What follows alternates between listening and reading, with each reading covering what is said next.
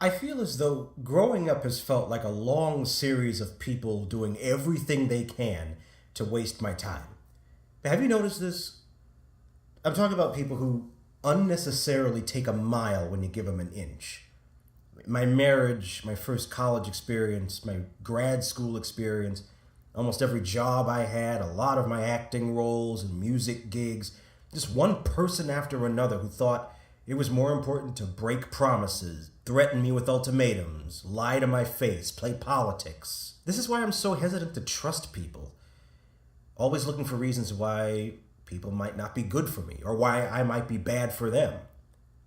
I felt like I was just a temporary replacement for someone else, a place filler for a groom, a substitute for an employee, a contracted band member.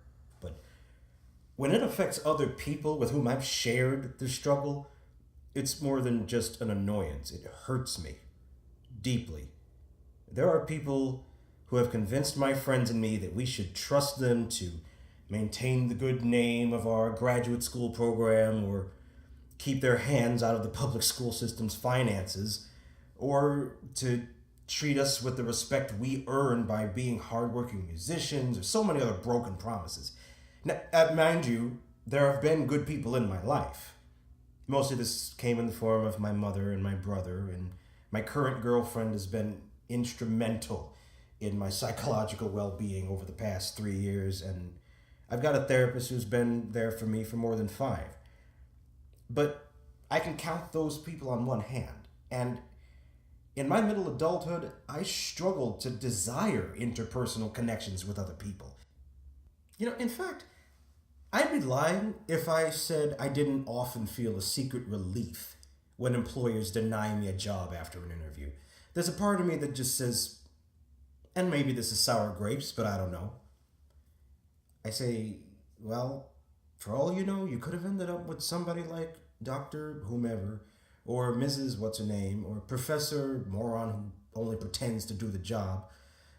And, I don't really trust these people anyway, not truthfully. I'd rather be at home by myself than deal with talking to these potential connections. And there's some truth to that self-defeating thought. Somewhere inside myself, I know that there's some scared man who is way more visible than the facade that sits in front of these strangers. The employers, or the first date, or the person I meet for coffee to talk about some newfangled idea he or she has. And I can pretend to have that confidence, but how does that compete with some fresh-faced younger guy who can do more and is just as energetic as I pretend to be? I'm not 26 anymore. I'm not that guy. And I never expected to be at my age. But it would be nice to remember what it was like before I was afraid of trying.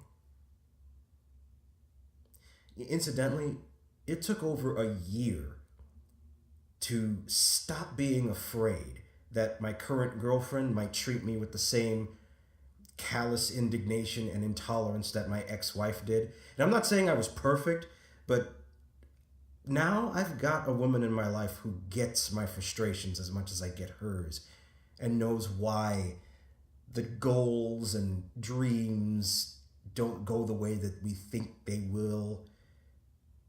Unfortunately for us, no one pays me to give my girlfriend hugs or loving words. I have to get out there. I just don't know how. Now, why am I saying all this? I guess it's because it's hard to trust people with whom we haven't already inched our way toward inviting into our lives. It's too easy nowadays for the posers and the fake it till they make it kind of people. And maybe that's because we've all got a little more to lose now that everyone and their dog can go online and learn every little detail about us. There's an app for this and a little YouTube clip for that. I don't want to get tricked again. I don't want somebody who's studied all of the cool new ways of getting somebody to trust you, like you, get a job, believe that you love them, all of that. Part of me thinks that it's not because I'm just older. I think we've just radically changed. We're so different now. I don't know. I feel like I spent my childhood on some totally different planet. A knock on the door nowadays creates this sense of anxiety that I never felt back when I was younger. And speaking of childhood, I had a desperation for jobs and connections due to not having the kind of opportunities that most others would get. And it led me into the field of elementary education for a long time. And if there is anything in the world that can demonstrate how far we have shifted as a culture in this country, it is the children you encounter today. You know, as a kid, I played with a stick. Just a damn stick. You know, I wasn't crying about some video game or some shoes that have lights in them or whatever. I just found what I wanted to do and I played with what it was. And now it's just entrance exams for kindergarten and these regulated play dates and a bunch of daycare professionals who spend more time with the infants than their own parents.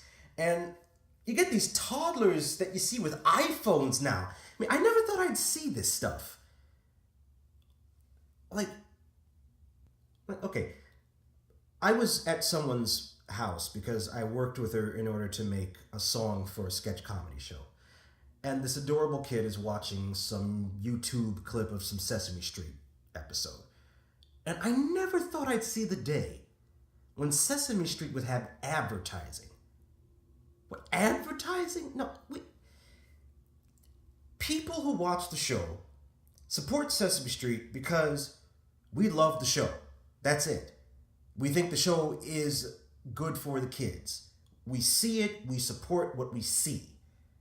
But, I mean, if there's some corporate sponsor, those people just support the show because they know they're going to buy Elmo toys. You know, it's not the same thing, you know. None of us are worried enough to say anything about stuff like this. We are rather calm about the changes in the lives of our children. And when folks mess up children's fragile minds, it infuriates me. I'm not saying that Sesame Street's bad now or anything, but I feel like we've lost touch with what's good for our own children.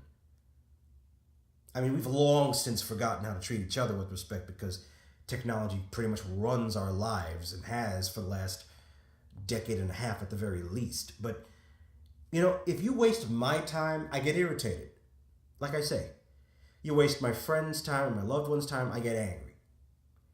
Now, you waste the time of children, you have made an enemy in me.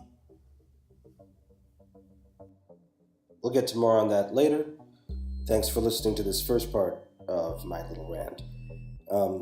Sorry that this is opinionated and sort of unscripted and that sort of thing. But again, you know, this is not a video for Patreon or PayPal or, you know, like this and subscribe and all that. This is just me being cathartic and just dumping everything I'm thinking out into the world. So the next part will continue with how I feel about children in this country. Thanks for listening, and we'll see you in a bit.